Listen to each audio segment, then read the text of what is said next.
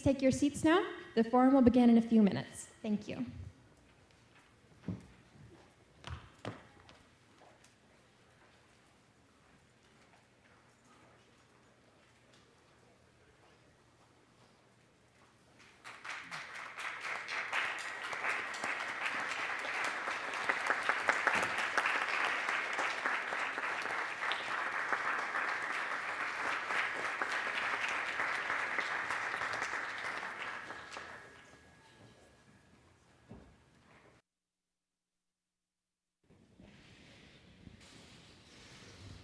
Good evening, everybody.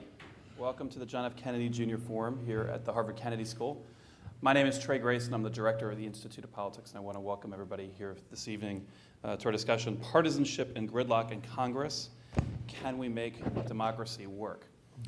But before we begin the panel discussion tonight, the Kennedy School today suffered a loss. One of our longtime employees and good friends, Jane Latcham, who's been with the executive education programs here for many, many years, tragically passed away today. And if possible, I'd like to begin with a brief moment of silence in Jane's memory. And think of her family and friends, if you would.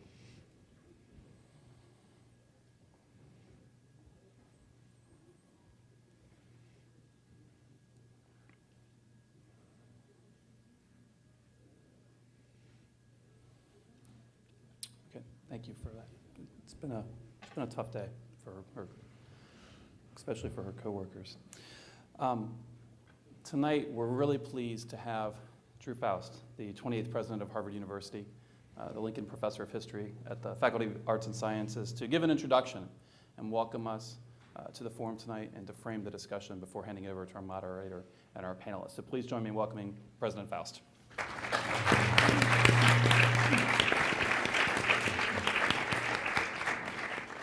Thank you, Trey, and thank you to our panelists in advance.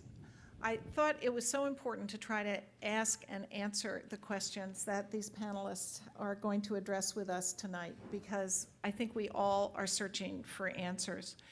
In the first 16 days of last month, as I know you all remember, with Congress having failed to pass a new budget or extend the one in place, the federal government shut down. Government services, national parks, programs around the country ground to a halt. More than 750,000 federal employees were furloughed, and 1.3 million workers were required to report to work, but with no guarantee of whether and when they'd get paid. Around the world, people looked at us and scratched their heads and began to wonder about the United States. Is the American experiment unraveling? Is the US dollar a reliable global currency? One columnist pondered whether or not the United States had become a failed state. Here at home, people got angry. They needed to know they could rely on air traffic controllers, nursing home reimbursements, highway repairs, border control posts. They needed their government to work. Now that seems to me a pretty reasonable request, a working government. Yet despite the agreement that led to a reopening of the government, deep divisions in our politics and in our ability to work together for the common good remain. Deep divisions are not new to our government. Washington Post columnist and Harvard alum E.J. Dionne describes the United States as conceived in argument. But for nearly 2.5 centuries, we've most of the time, I'm a Civil War historian, so I know when we haven't figured out how to govern while arguing, but most of the time we figured out how to compromise, how to find common ground. You think of these pairings that have become legendary, Tip O'Neill and Ronald Reagan, Ted Kennedy and Orrin Hatch, Russ Feingold and John McCain.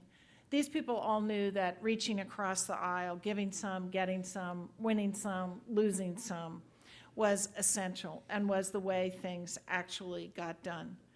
For most of our history, policymaking has been understood to be a process that requires compromise, that requires the accommodations of other points of view.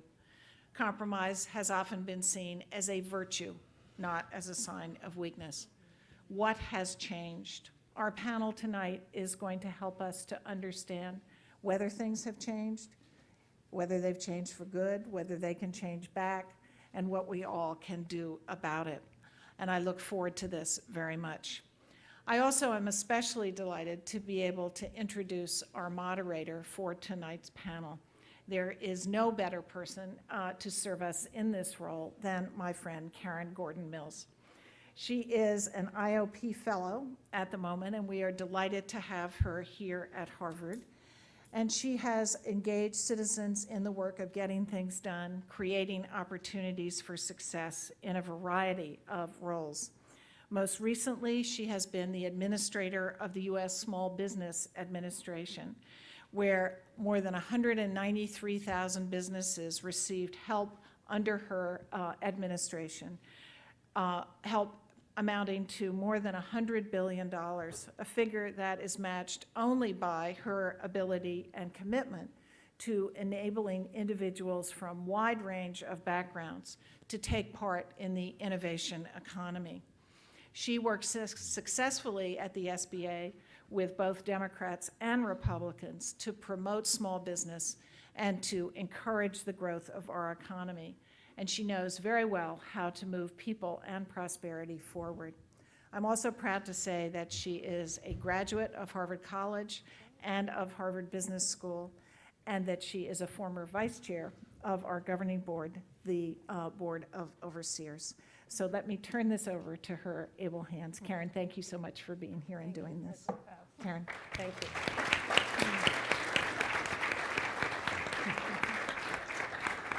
Well, thank you all for being here, and many, many thanks to President Faust for convening us. I asked her just before in the green room, what would you like to accomplish tonight? And she said, well, it would be nice if you could solve the problem.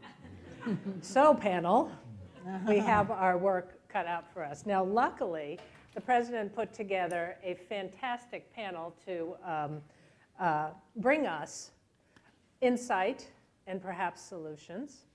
And I'm going to not introduce them fully because you've got the long bio in your notes, but you might want to know just a couple things about Professor Alex Keyssar, who is at the end here. Not only is he a historian of many things we're going to talk about today, but also has written on maritime history, being from the state of Maine. I appreciate that. The history of science and technology. And he is a screenwriter, so he might do a treatment for TV on what's going on in Congress to follow the already successful House of Cards, right? Now, we have a second academic point of view here. Professor Theda Skocpol, known to many of you, and particularly well known to my liaisons at the Institute of Politics who have tutored me in her work. But what you don't know about the professor is that she is an expert on football. And I am going to ask her about my fantasy football team after this because I need a new running back. Secretary Solis, I had the great honor of serving with the secretary in the president's cabinet. We have shared many girls' dinner. The girls of the cabinet had dinner together every month or so. And we also shared many initiatives. And she is my colleague and friend, but she is also here because she spent 8 years in Congress and can bring us the insight of a sitting congressperson and also somebody who is running for an office, another statewide office, I guess it is, back in, or district office back in her home area of Los Angeles. And then, without his hat, or maybe with his hat, the famous Mark McKinnon, who many of us see on TV often. But Mark, you are here also in your role as the head of No Labels. And you're going to talk a little bit, I think, about that with us. But Mark is also a songwriter, as many of you know. So we have a screenwriter and a songwriter. I think we're going to be just fine. So before we make music, let me begin with one thought, which is apparently back in the day, George Washington said to Thomas Jefferson that it was expected that Congress was going to be contentious. and that, in fact, he said we need to pour our legislation into the senatorial saucer to cool it, because the expectation was that it would bubble and overflow and be overheated in the House and then be poured into the Senate, where it would become cool and things would get done. And perhaps today, this isn't happening so much. Alex, maybe you might begin by giving us a historical perspective. Are we more divided today than in the past? And have there been some historical moments when the parties have shut down government before or had as much contentious behavior? The answer to those questions is simply yes. There have been moments in the past. I mean, as President Faust mentioned, we did have a civil war. And you can think of that as a government shutdown, and a lot else. The country shut down. Yeah, right. And 750,000 people died as a result of that shutdown. So, yeah, and there are other moments as well. I mean, in the early years of the Republic, after the 1800 election, I mean, we think of the founding fathers as this group of, collective wise men who deliberated together, and some of them really hated each other by the early 19th century. And we have to remember, in 1804, a sitting vice president shot and killed the former Secretary of the Treasury. I mean, another sign of sharp divisions, I would say. The partisan acrimony of that period is notable. I think the other period that's worth our thinking about, which doesn't involve splits in Congress so much, is the 1930s, when there was something of a threatened paralysis of government itself because of the Supreme Court's willingness to throw out any legislation that was passed that might possibly do something to ameliorate the Great Depression. Now, what I just want to say at the outset, I don't want to go on too long, is that I don't think what we should take from that is simply, well, we've had these problems in the past, it'll be okay. I mean, the question is, what can we learn from that? I mean, one thing we learn is that those moments were moments when there was a whole lot at stake, and there were really, really severe disagreements about policy, and disagreements that didn't seem to some people to be bridgeable or compromisable. It would almost be a betrayal of your principles to compromise. And I think that is something like what we are seeing today, where I think the overarching issue going on right now is whether the role of the federal government in domestic policy, which there's been a broad consensus about for the last 80 years, that it would be to protect against excesses of private power, regulate markets within some limits, encourage equality, encourage democracy, and protect the least well-off members of the society. I think the question is whether that role of government, of the federal government, is going to continue, and it's perceived with great urgency. Now, the one last thing I would add as a question is, there certainly are other factors in the political culture and other things that we'll talk about that somehow seem to be making it impossible to compromise over those severe substantive issues. Well, and that's where we'll go next with Professor Skocpol here.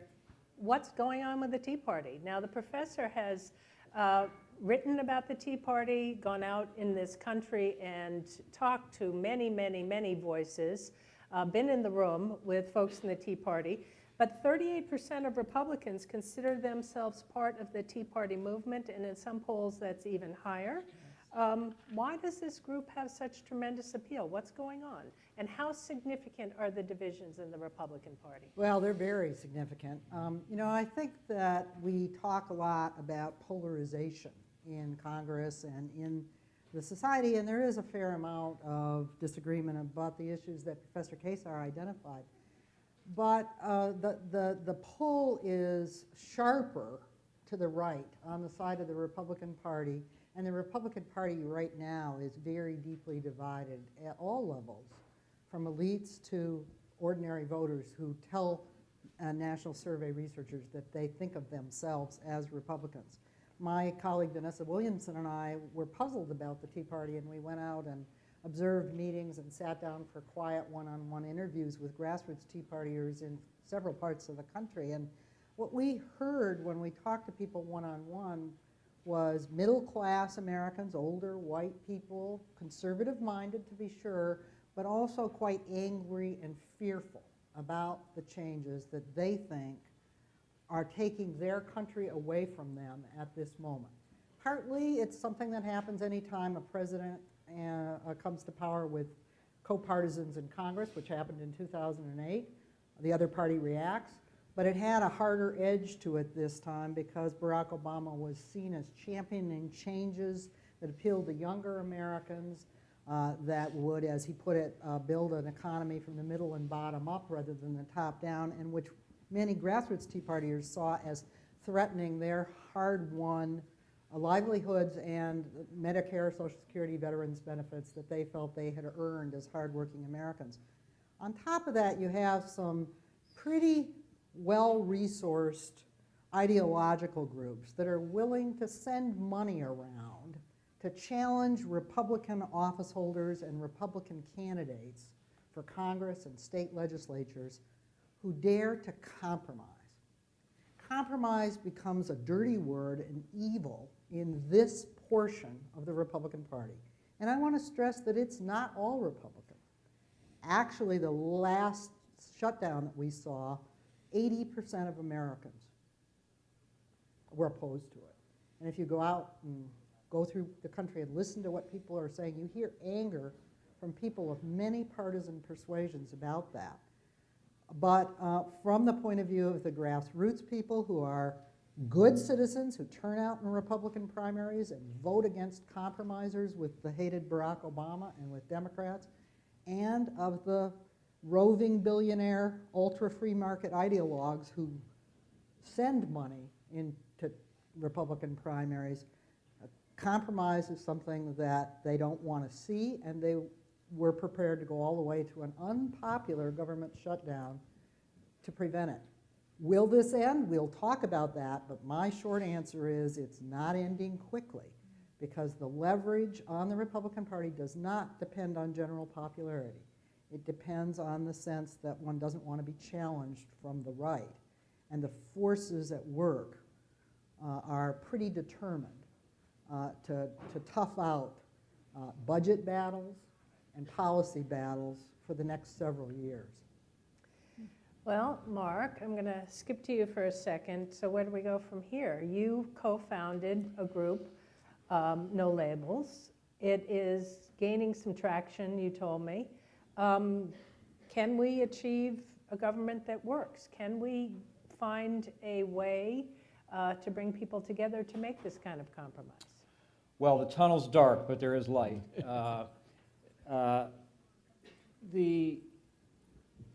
About 3 years ago, in response to what we were seeing in Washington, there's an enormous energy that you all see in your communities and we saw outside of Washington.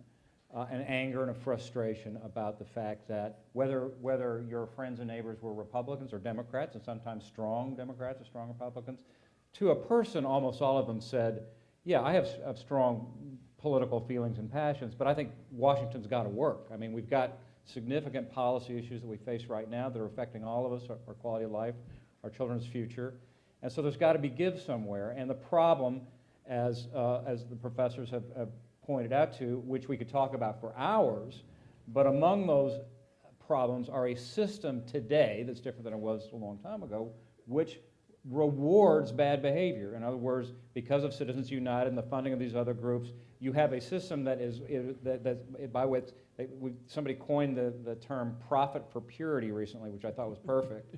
But you have these groups of consultants like me and my old hat who go out and make money by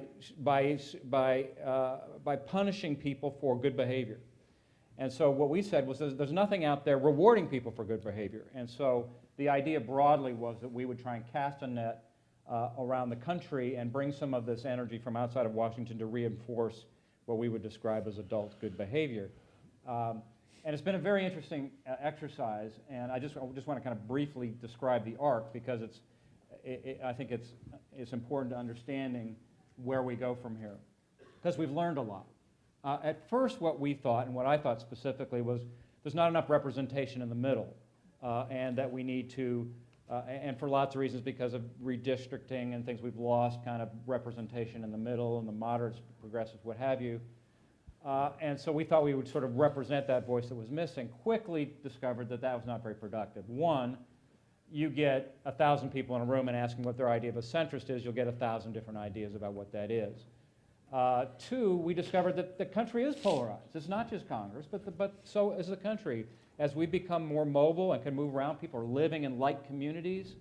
And so the country itself is more polarized. And so then we said, okay, well, then perhaps we need to address the systemic problems that are creating. Again, we could talk for an hour about those things, but it's things like redistricting reforms and campaign finance reforms and electoral reforms, primary reforms, those sort of things.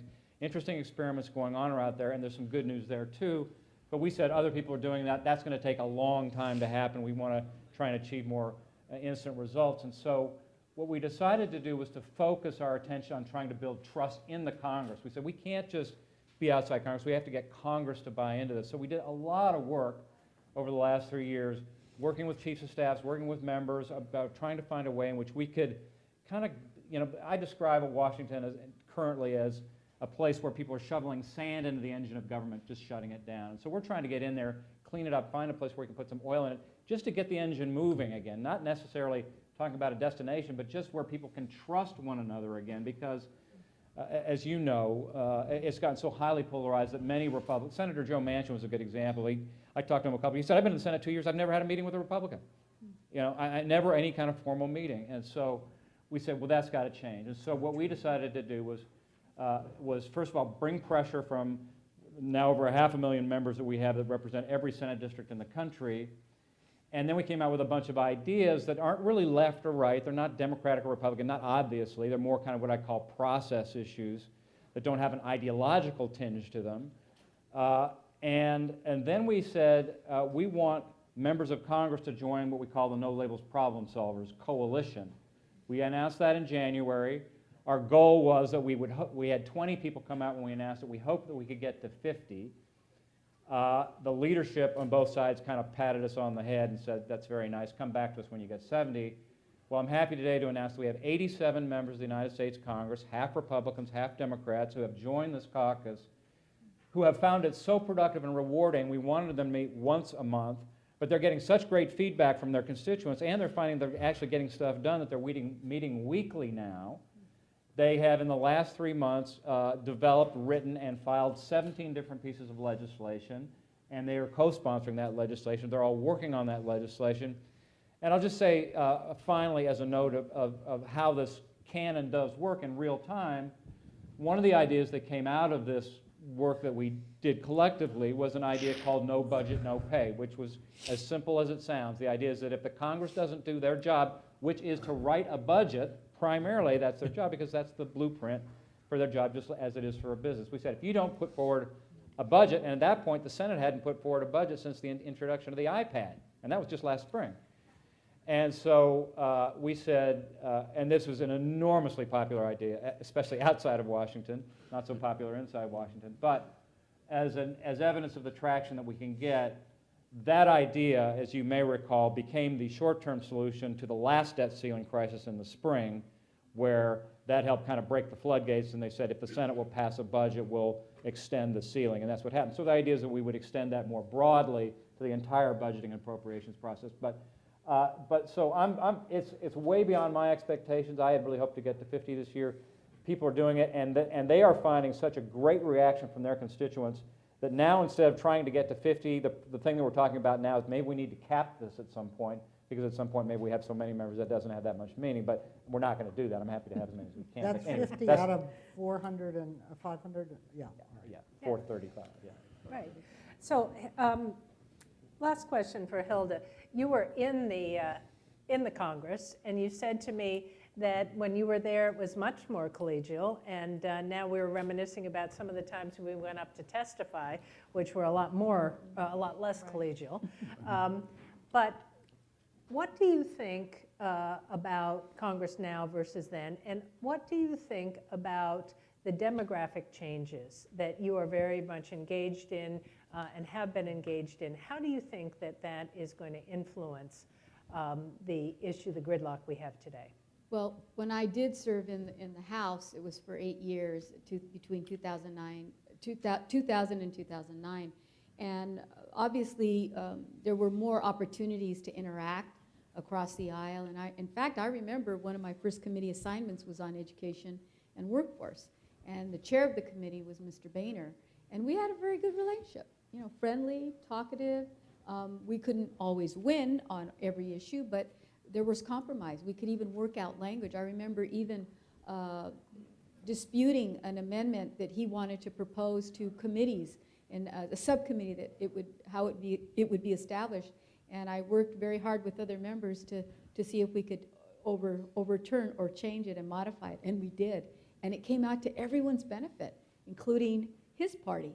So, I mean, at that time, there was that kind of compromise.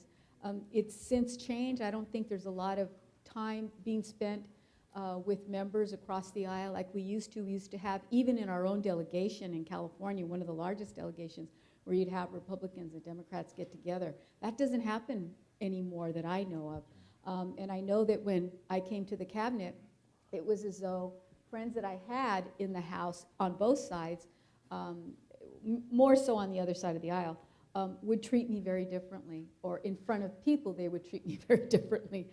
Behind closed doors, hi Hilda, how are you doing? But then in committee, if it was an oversight committee in particular, boy, the spears came out and the daggers. And it was very, very unsettling. But I try to control myself and try to conduct myself in a respectful manner and to be respectful to the members, because that's really what it's about. Well, you know, we see this quite a bit, and maybe it's just the media's fault. And I want you to all jump in on this. I mean, maybe it's just, you know, that the media can't seem to, be unbiased. Maybe it's because we're all watching too much cable TV. And I've had folks talk about new media, and that new media sort of should be democratizing the discussion and letting more voices in. But instead, people have commented that the new media, Twitter, takes away the fact base and doesn't allow a conversation, a reader to know, is this really factual? And so that the media has become part of the problem, not as much part of the solution. So I want you to jump in on this, as you please. Well, I'll take a quick shot at it first. There's a lot of components to this that I think are relevant. I'm often asked, and I see discussions about, is the media biased left or right? And that's an interesting conversation, but I don't think it's particularly relevant in the sense that it's anything we're going to do much about, or that it's even problematic. What is more problematic is that there is an inherent bias toward friction and train wrecks, and so the media generally is not going to go out and write everybody's getting along together. Isn't that a great story? They love food fights, and just as an anecdote, because I think this perfectly illustrates how difficult it is. I was doing a television show that's with a show that I'm sure you've all seen with a well-known host. And we were talking about bipartisanship and some solutions and no label, that sort of thing. This is exactly what we're talking about. We went to the break, and when it went to break, he turned to me and said, "Can we just cut the bipartisan crap and throw us some red meat?" So that's the kind of environment we're dealing with. Yeah, nobody wants the positive story. Other thoughts? You know, the media has changed, but let's keep this in a little bit of perspective. In 19th century America, the media was frankly partisan.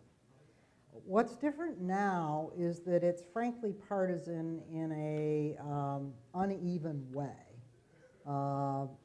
in the sense that the people who spend a lot of time watching television and who, according to the best research, tend to get their ideas about what's going on the conservative side of the spectrum, have self-reinforcing media. Everybody else is kind of scattered around and actually not paying much attention to political news. As recently as the 1960s, the TV was on at dinner time, and there were 3 versions of exactly the same thing. I remember that. There was CBS, ABC, and NBC. And NBC was a tweak more liberal than the other two. But now you can either watch interpretive news and shouting that reinforces what you already feel, and I think feel is a good word for it, or you can ignore it altogether, which more and more Americans are doing. They're just dropping out and turning it off. And I will agree with Mark McKinnon on one thing. I think that the media in general rewards obstreperous behavior. That's why Ted Cruz won in the last episode. The country as a whole is turned off, angry. That's pretty much bipartisan because close to a majority of Republicans are also upset about what happened in October. But Ted Cruz is delighted. And why shouldn't he be? He now has perfect name recognition on the Tea Party right of the Republican Party, which is crucial in the upcoming presidential primaries, and he has 90% approval among those folks. So it's rewarding for certain kinds of actors to do the kind of, he was the general who remarkably reached across and even got House members. That's almost unheard of for House members and Senate members to cooperate, isn't it? He directed them more than John Boehner was able to direct them in this recent episode, and he's come out a winner. He's the winner. So let's look at the economic side of this. How much, maybe nobody's paying attention, but maybe they shouldn't pay attention because how much is this really damaging the country? And so I'll be a little provocative and say, you know, if you look at the GDP numbers, they were better than expected, 2.8. If you look at the jobs numbers, better than expected, over 200,000, and the past 2 quarters were revised upward. If you look at the stock market, up, up, up.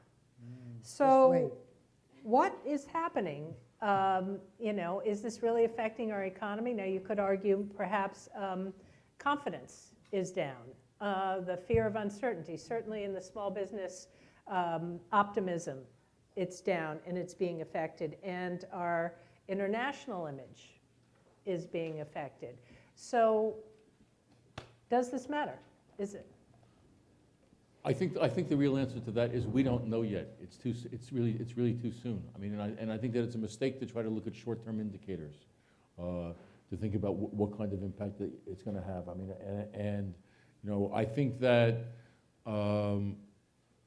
what we have in the gridlock we're seeing is a reluctance to confront problems. A real reluctance to confront problems, and that can pose some real trouble down the road, even if the indicators right now, I mean, so the job numbers are sort of okay, although there's an awful lot of people who've been unemployed for an awful long time and who are not getting unemployment insurance benefits anymore, so I'm not sure how okay that is. Yeah, But can I throw something out? Even though people are maybe tuning out a bit, and I somewhat agree with that, I do know that, for example, on immigration reform, that there are a whole host of people, Republicans, business folks, that really want to see something happen. They even have the number of votes there, but leadership won't allow it, or the top tier that are run by, say, some of the Tea Party folks don't want to see it. And that would benefit our economy, put people to work, people would be paying taxes, a whole slew of things could happen. We could lower the deficit. But rational minds are not being rational, or those voices aren't being heard, and I get frustrated too, because many times I hear it from regular people that they want to see things done. They know what the solutions are. They know that Congress can do it, but we've got to somehow get their attention. So how are we going to get their attention? I mean, who is going to lead right now? Is there anybody who could be stepping up? Well, let me tag on to the last question and bounce to that one. I think those indicators that you mentioned are, I mean, they're encouraging, but I think they're incredibly illusory. I think there are underlying dynamics that are very troubling, and I hear that not just from Republicans, but from very thoughtful Democratic economists who know a whole lot more about any of this than I do, but to a person, none of them are optimistic about the economic future. And I think if you quantified, and some people have, the actual impact of the recent shutdown and a number of other things like the sequester, it's billions and billions and billions of dollars and points on our economic growth, et cetera. We could be having fuller employment. Yeah, and so Absolutely. one of the encouraging things to me that's I guess bad news, good news out of all of this, and as I look through the lens of what needs to happen in the Republican Party, first of all, there are things that are happening that are encouraging. One is that they are starting to punish these profit for purity companies and entities and take away business from them and blackball them from working in the party. Ted Cruz has actually come out and said that he's not going to work against incumbents now, so the pressure has worked on that. But more to the point, and I think more importantly, the business community is sending a lot of signals that saying we've had it. And by the way, the most encouraging thing that came out of the last election, again for me looking at where the Republican Party needs to go, which was an encouraging sign, is well, there was the election of Chris Christie and the loss of Ken Cuccinelli. That was the big story. The one that was not as reported, but much more important, from my perspective again, was a House race in Alabama. Exactly. And that was a race that pitted a Tea Party darling, really a terrific looking sort of perfect Tea Party candidate on paper versus a candidate the Chamber of Commerce and the business interests said, we've had it, enough of this, and they put up their own candidate and beat him. And so, in Alabama. So I think there's a shift going on that's important. Wasn't one of them an incumbent? They both supported the government shutdown, so I mean, before we go overboard. But one Baby was- steps, One baby was steps. slightly more radical, though, That's- right? I mean, it's astonishing that close to two-thirds of the House Republicans Vote for the voted shutdown. against lifting the shutdown in the face of 80% public disapproval and 16 days of nothing. Let me just say something about whether it matters. I want to take Secretary Hilda's example of immigration reform. This is an area where there are big problems that face the economy and the business community, and there are human problems, including young people who grew up in this country and deserve to continue to think of themselves as full Americans after they finish K through 12 school. There is overwhelming public support for the kind of grand bargain that, in fact, Democrats and Republicans came together in the Senate to support. That was pretty remarkable, what happened last summer. John Boehner will not bring it to a vote or anything else piecemeal that might go to a conference committee where a compromise could be worked out. Now, I don't think John Boehner is anything but a good old boy, Chamber of Commerce, let's make a deal Republican. But his behavior has changed. That tells us that this is not a problem that can be solved just by getting people in the room to be nice to each other, even though I'm for it.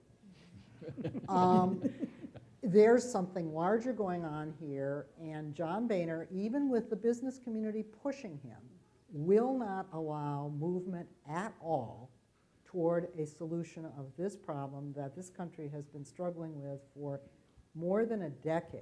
And the harm will be both human and economic, and the other kind of harm that comes when our country cannot address pressing problems like full employment, improvement in our way of funding higher education. I could just go down the whole list, is that the population becomes to think that our government and our democracy can't work. And that's a terrible cost, no matter what the unemployment trend is. Right. Because it turns off people, particularly young people. So a couple of quick questions.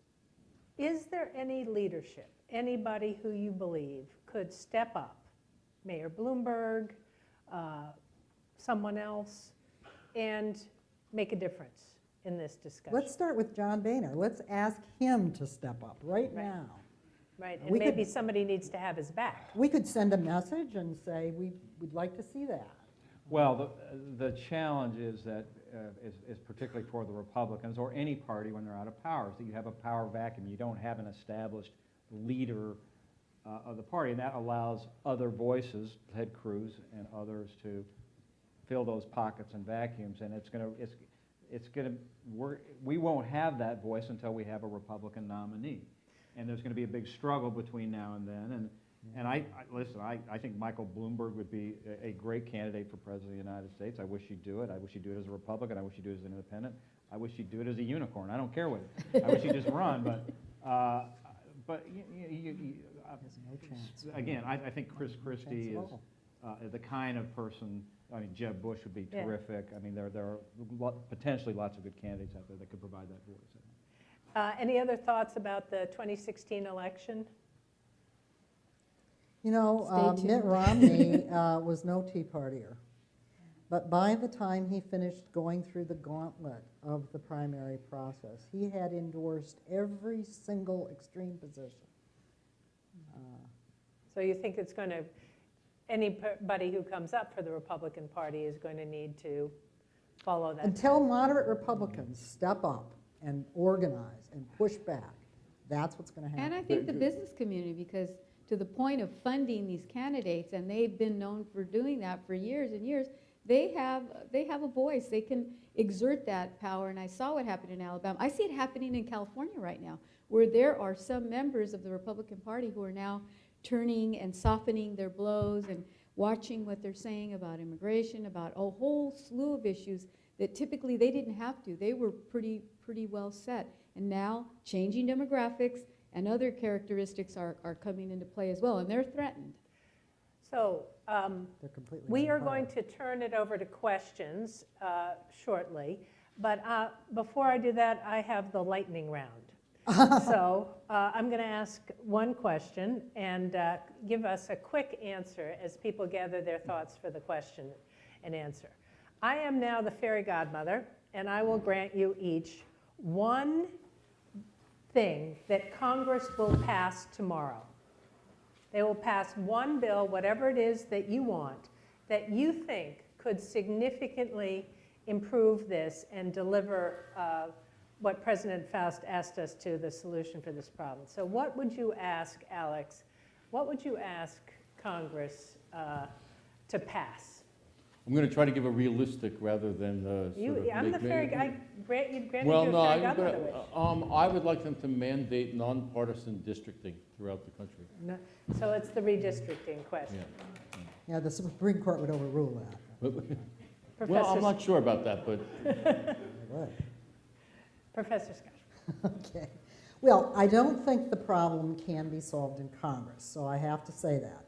But if I would like to see Congress act, I would like to see the House pass immigration reform and the Senate pass filibuster reform. Those two things would make a big difference in the short run.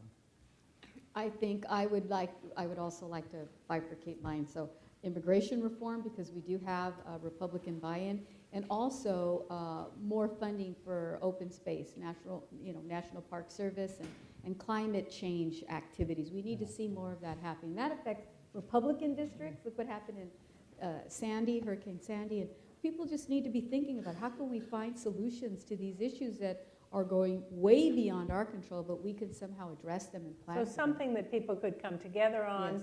and it would be an example of how to get things done. Well, I like the redistricting reform. Of course, in California is doing a good experiment on that. I also completely agree on filibuster reform, which is something that we've been advocating. And there's another idea that we've advocated that's along the line of filibuster reform. That's an interesting one, I think, which I forget what we're calling it, but it's basically what you call fast track authority. You give fast track authority to the president every cycle for 3 issues. In other words, the president-elect would decide 3 issues that are his or her priority.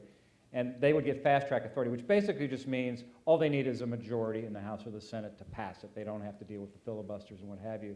So that whoever's elected, sort of elections have consequences. If you run on those issues, you get to have an up or down vote on those. It could be immigration reform, whatever it is, say up or down.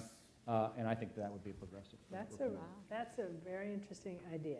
So now we turn to you, and if you have any ideas for the lightning round, please, feel free to step up as well. The guidelines for the questions: please identify yourself and your affiliation. One brief question, please. No speeches. And my panel set the example on this. Thank you. It was great. End your question with a question mark. So we will begin in the balcony. Hi, thank you for being here. My name is Sylvia. I'm a junior at the college. And all of you mentioned how extreme things are right now. Even in Facebook, it seems that social media gives voices to the extremes, not necessarily to the middle, and how people who aren't on the extremes really need to mobilize. But what exactly can we do? We don't have a social media platform. We're not really being listened to by our congressmen and senators. So how exactly do we mobilize and say that enough is enough? Because this has been going on for quite a while, and it seems like us saying it's enough isn't enough. I gather when you say us, you mean your generation, right? Or are you speaking People more- who are fed up, mostly, who Yeah. aren't on the extremes, which Well, I would say a couple of things. That they are, and I believe we're reaching a tipping point, and I think No Labels is a great example of people responding in a way that is very activist, and they're not just, 10 years ago they may have just said, oh, I'm just going to tune it out. Now they think the issues are too important, and they're engaging, and we're seeing all kinds of evidence of that. I would just also add, in another note, I'm an eternal optimist, but having spent as much time as I could at Harvard, because I'm a serial fellow, I spent a lot How many of fellows, you've been here? 3 times. Yeah, it's good. Wow. So I spent a lot of time around students, and I'm really encouraged by millennials, and because I think that you are, as a group, passionate yet skeptical about what works and what doesn't, and are smart about ways that you are engaging. And this goes to a whole nother issue that really underlies everything we're talking about, which is the broader issue of trust. The bigger problems on the economy, with the government, all these issues relate to a evaporating trust that voters have in government, in the economy, in each other.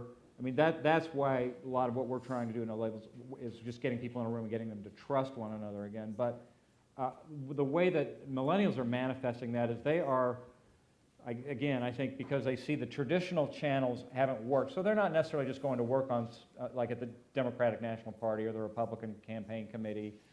They're very entrepreneurial, looking at NGOs, going to places like No Labels or others that aren't the usual channels to try and promote change. So they're going to NGOs and nonprofits and very entrepreneurial. So that's a kind of a shift that I see that's encouraging, that's going to make the system adapt to them rather than the other way around. One good example of that was the DREAM Act students. They kind of organically organized across the country through social media, but also just through their own informal networks. And they caught the attention of some folks that really needed to have their attention drawn to the issue. So I think there's different ways, and it goes to CBOs, grassroots organizing, and just collectively looking at non-traditional ways of reaching people. I'll pass. Well, I'm not going to pass because non-traditional ways of organizing are fine, and organizing is very important. But I'll tell you, the right to vote in this country is under attack. And that may sound old-fashioned, but actually it isn't. If you look at what's happening in many states across the country, all kinds of obstacles are being put in the way of many groups registering to vote and exercising the right to vote. And it is very important. This is something that I don't think Occupy Wall Street was aware enough of, but the Tea Party activists are. The Tea Party activists are good citizens. You have to organize, you have to speak up, but you also have to vote. And these, at this point, going to have to fight for the right to vote of all Americans in the way that people did when I was young as well, because the right to vote, and Professor Keyssar has written about this, is not permanently won. It can be rolled back, and we're in a period of big rollback. Can I unpass? Just I mean, on this specifically, for example, there is now a movement that, that a couple of members of Congress have introduced an amendment to the Constitution to guarantee a federal right to vote. That's something you can organize around. I think, right. I think that one of the things that you and your friends can do is think about what the obstacles are. Think about what it is that's leaving you feeling powerless. And pick one dimension of that you think maybe you can change if you mobilize. Well, and where you could reach out to people of other groups. And I I think, that the right to vote is much more worth fighting to extend and guarantee than, for example, a quixotic quest to get money out of politics, which will not happen in the lives of my grandchildren even. It's not going to happen. Hi, my name is Carolyn. I'm a junior here at the college. Thank you so much for speaking here tonight. I'm asking this question on behalf of the Forum Committee. So as was mentioned tonight, parties are fighting not only each other, but also amongst themselves. There are certain factions that want to encourage bipartisanship, that want to encourage compromise, and there are other citizens who want the representatives to stick to their principles and not compromise.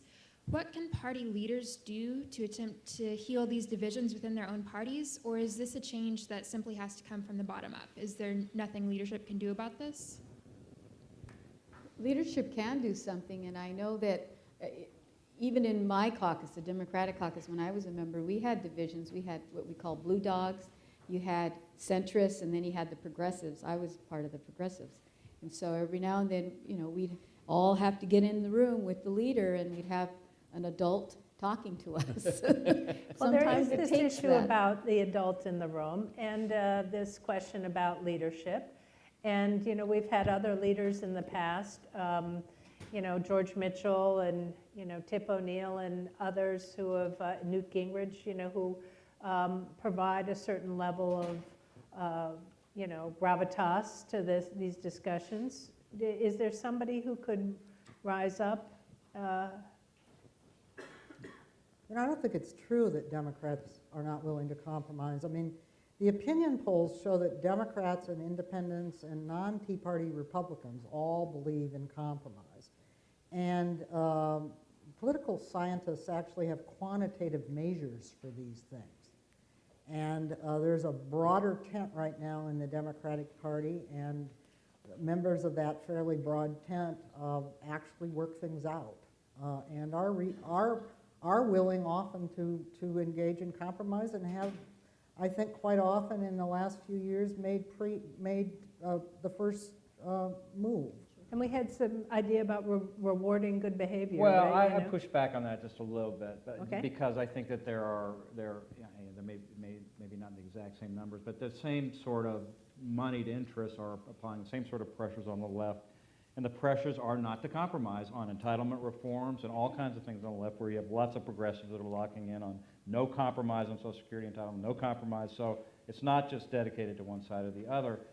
To your question, I would say that it's just remarkable. It sounds so simple, the impact that just knowing people and being in the same room with them has, and it's shocking to discover the extent to which members actually don't meet with members of the other party.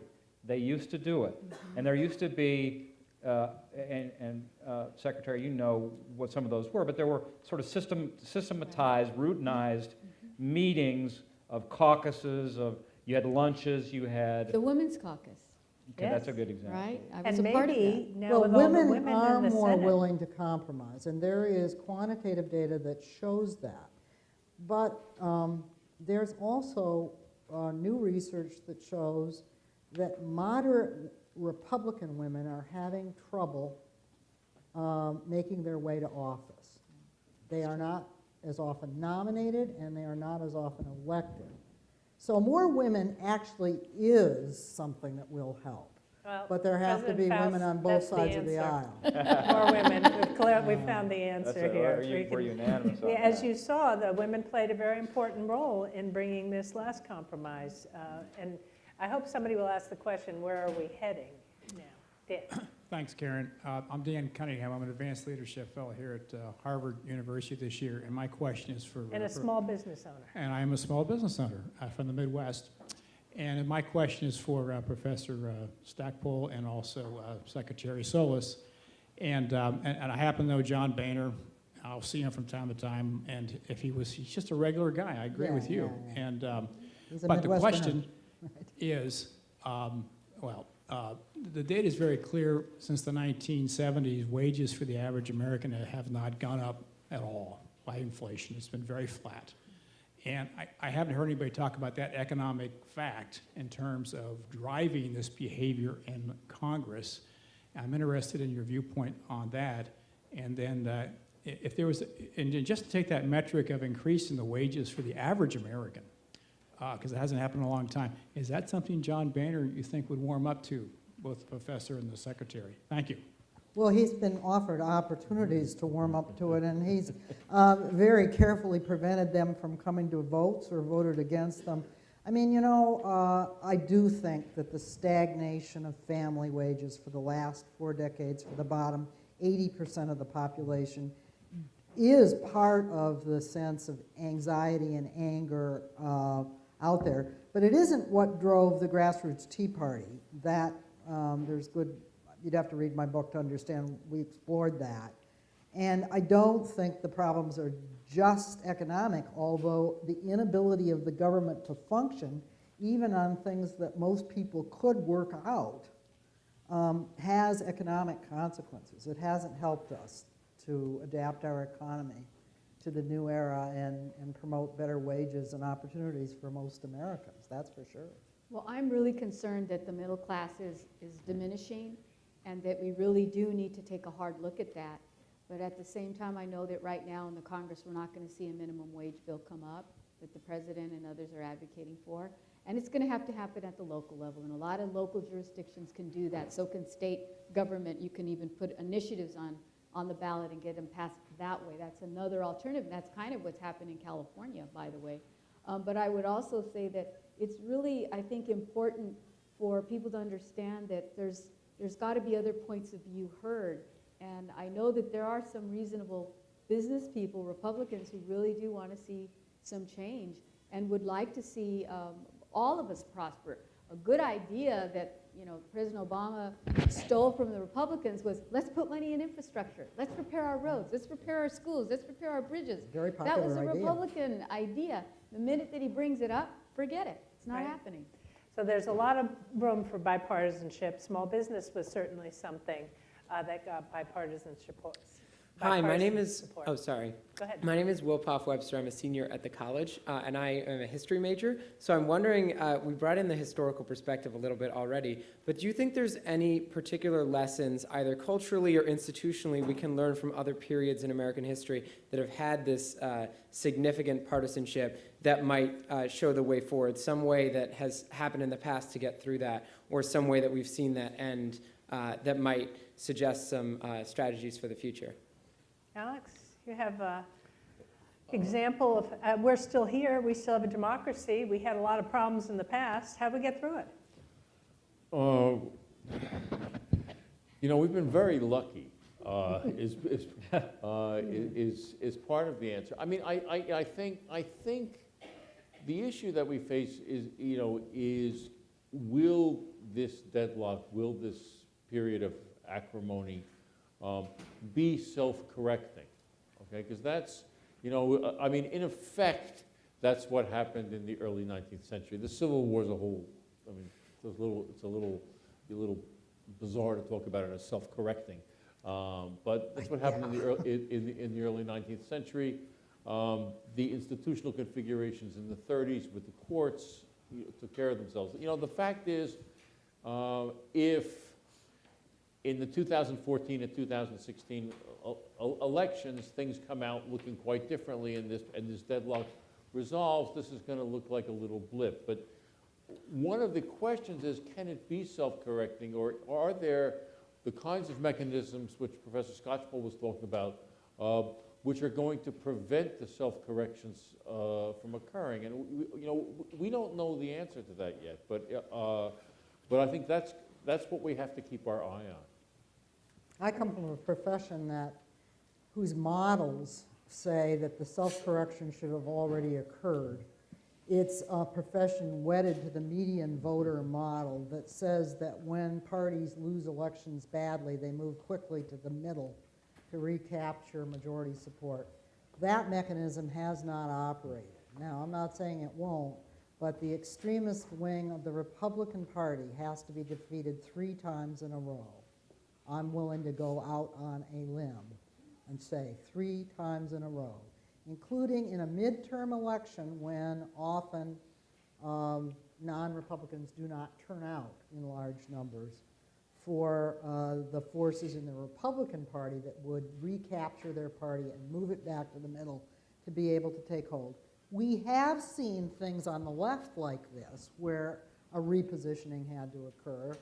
I don't think they ever went quite as far as we're seeing right now, but we're in for a period of turbulence here, and I don't think this is over yet. Not over yet, and not over by when, January 15, when we come back at it again. Good evening. My name is Auden Lawrence, and I'm a sophomore at the college. So in the past 5 years, we haven't had a budget passed. There have only been continuing resolutions. And if I had been in the lightning round, I would like to see a budget passed. So I was wondering if there were any suggestions that you all had for reforming the process. Well, I'll jump on that because that goes right to this whole idea of no budget, no pay. And as I said before, it was used as a short-term solution to a very specific issue that dealt with the debt ceiling. But our idea is to do exactly what you're asking, which is to say that we pass a no budget, no pay piece of legislation that applies to all budget and appropriations that have a deadline.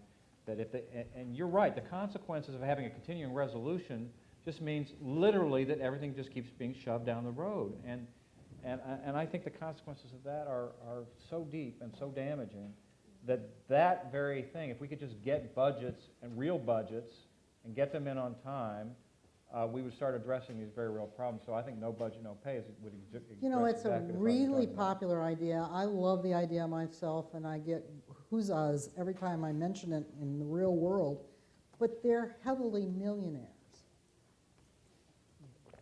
And particularly the ones who are voting to shut down the government are. They're not going to respond to just that. I mean, in a way, it's an insult to the Tea Party forces to suggest that they're all in it for personal gain. I actually think they are, in their own way of thinking of things, principled. And their principles are wrong. Well, I just say But they're not corrupt. it's not a principle to not have a budget. And just to put a point on it, you know how difficult it is to beat any incumbent. And we had a hearing in the Senate on no budget, no pay, and Joe Lieberman had a hearing. The Republican who was in charge of the House committee at the time refused to hear it. He didn't like it, in sort of typical, but in arrogant Washington fashion. Not only did he not like it, he wouldn't let anybody even talk about it. He wouldn't hold a hearing. And we said, listen, have a hearing, say how much you hate it, that's fine, but just have a public hearing. He refused to do that. On that issue alone, or mostly on that issue, a congressman named Ami Bera from California ran against that incumbent congressman and beat him. So, and that's very much a grassroots issue, and it is a real issue. And I don't care if you're a millionaire or not, it has nothing to do with that. It has to do with your obligation and responsibility to pass a budget. Hi, everyone. My name is Adam Hotchkiss, and I'm a junior at Harvard College and also a student liaison for Karen Mills. Thank you all for being here. So President Obama has come out and said that the rich need to do their fair share, and for those who are a little less well off, he has created ladders of opportunity and tried to push those kinds of policies. And when Congress has done things like go against him with gun control, he has put in place a few executive actions as like a symbolic gesture against Republican opposition. So my question for the panel is, to what extent do you think the opposition is a symbolic opposition to this president versus a structural opposition to his policy initiatives? It's a question that we grappled with intensely in our field work with Tea Party people. Because here in Cambridge, Massachusetts, there are a lot of people who think Barack Obama is kind of a softie. But in Tea Party land, especially at the grassroots, he's seen as a foreign presence, taking America away from real Americans. And what we heard in people's voices was intense fear of that. So I think there is, and there's another book on the Tea Party done by a scholar out at the University of Washington, Seattle, where it's used the kinds of measures that social psychologists use to get at intensity of ethnic stereotyping and racial stereotyping. And they've found that even compared to other conservatives and other Republicans, Tea Party grassroots people, and remember, this is about half of the voters and the good citizen half that are pressing on many of these Republican legislators. They do hold more severe negative stereotypes. Now, I don't think it helps to slap a label on active citizens, and these are our good citizens. But there is something about Obama that has set off a level of fear and counter-mobilization, so that when he is no longer president, there may be a bit less of an edge. But let's not kid ourselves. I mean, William Jefferson Clinton is a good old boy from Arkansas, and he was fiercely opposed on a lot of the same grounds that President Obama has been opposed. And if the next president happens to be Hillary Rodham Clinton, she too will be fiercely opposed by a lot of the same forces. And you know, if I could just say something, I recall when we were at the State of the Union address, and there was a member of the House that called the president a liar. I think that's the big difference now, when you can insult the president and his title. And I think that to me turns a lot of people off, and I would hope that people, if you get turned off, then put it into action and mobilize, because it's disrespectful. It's also disrespectful of his cabinet members, because I know Karen and I have talked about this. We'd go into hearings, and it was amazing the treatment that we would receive. To me, people that are just not very respectful. There was no decorum, no etiquette. All the rules were out the door, and you were the person to get. And if I could bring you down, I'm going to do everything I can. And that went for some of the cabinet members. And I remember having to face committees that were not friendly and were just diametrically opposed to anything that I was implementing. Green jobs was one of them. There was a big discussion about there are no green jobs. So that whole discussion kind of took its own life, and it was very disturbing. But on the other hand, it also lit a fuel amongst progressives and people that thought, wait a minute, we know this is what needs to happen. And people did get mobilized, and thank goodness that people got activated, but we need to have more of that. Well, middle-of-the-road Americans are also not on board with this kind of disrespect at all. Not at all. So it's not been popular. It's a really good question. You know, is it institutional or is it the policies? I'd say it's largely institutional, and there's lots of examples, like immigration was a good one where Republicans should be voting for this. But you know, I remember all those years of all the Democratic Bush love. I mean, I was, you know, so there's equal disparaging of Republicans and Democrats, and Elected leaders didn't. I thought it'd be an interesting exercise for somebody to write, to go back and look at the speeches of George Bush in 1999 and Barack Obama in 2007, and compare. And I think if you mixed them up and you grabbed one, you wouldn't be sure who was who, because they were saying the exact same thing, particularly about changing the tone in Washington, bringing people together, exact same thing, and then they both met the sort of partisan tsunami in same and similar and different ways, but the ultimate effect was the same. I mean, Bush had the sort of, you're not a legitimate president because of the Supreme Court. Obama had the birther stuff, sort of different things, but at the end of the day, it was like Democrats are saying Bush is not legitimate, Republicans saying Obama's not legitimate. So I think you're right. It's an institutional kind of reflex, which is really bad and hopeful and not fair and not right. It is what it is, and you know, hopefully, you know, I think it's in part a sign of our times. It's in part because of who they were, but maybe new leadership will be able to leach some of that poison out of the No water. Democrat stood up and called George Bush Oh, I don't a agree. liar. In the course they middle did. of a State of the Union No, I know. address. I'm just. No, and it really does matter. I'm the one that stood up and gave Joe Wilson money. I mean, his opponent when that happened. Okay, so yes, I get that. No, but my point is, there's also a clear difference. There certainly are crazy extremists on both ends of the spectrum. right. That's the only point I'm trying to make. But there's a big difference when public leadership figures in the political party and office holders both echo and encourage the craziest elements. I agree. And while that may have happened in the Democratic Party back in the 80s, it did not happen under George W. Bush. So there's a difference. So we have time for a last question. My name is Ben Bolger, and I'm an alum of Harvard.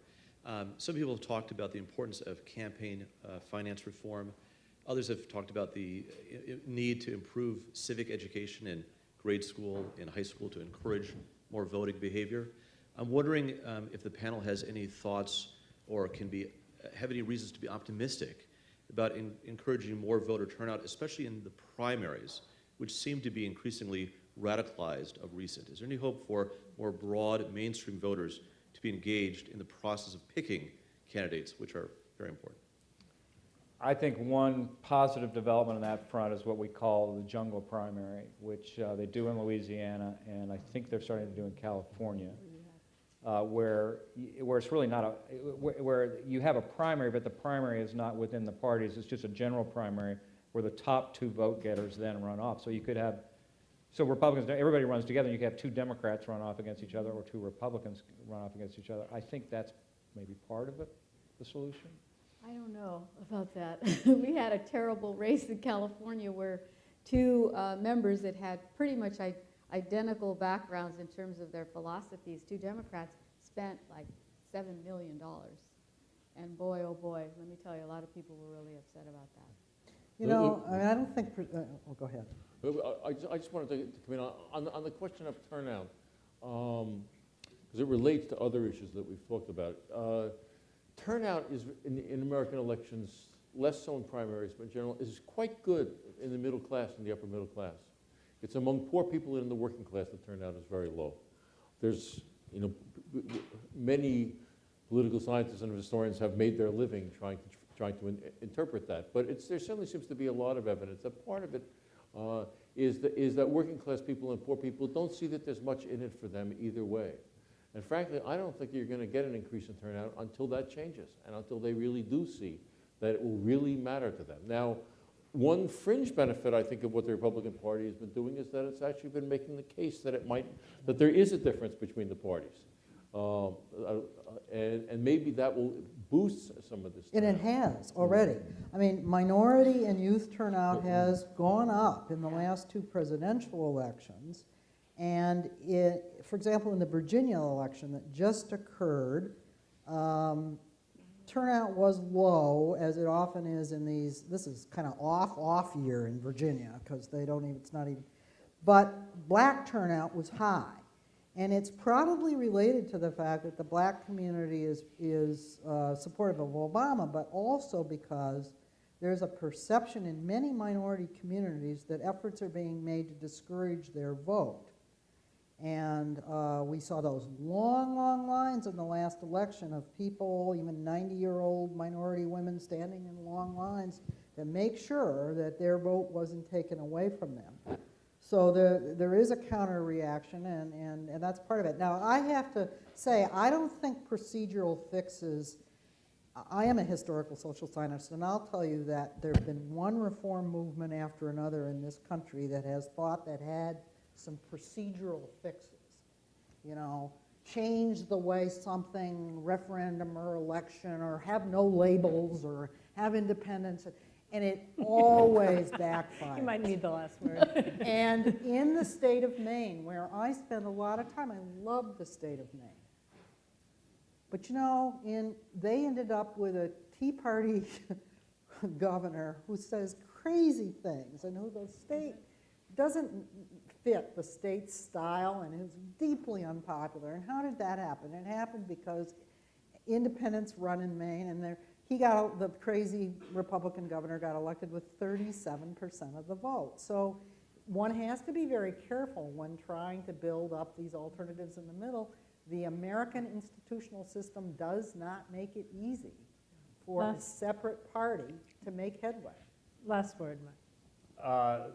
Well, that's for sure, and I was familiar with the Americans Elect experiment last time.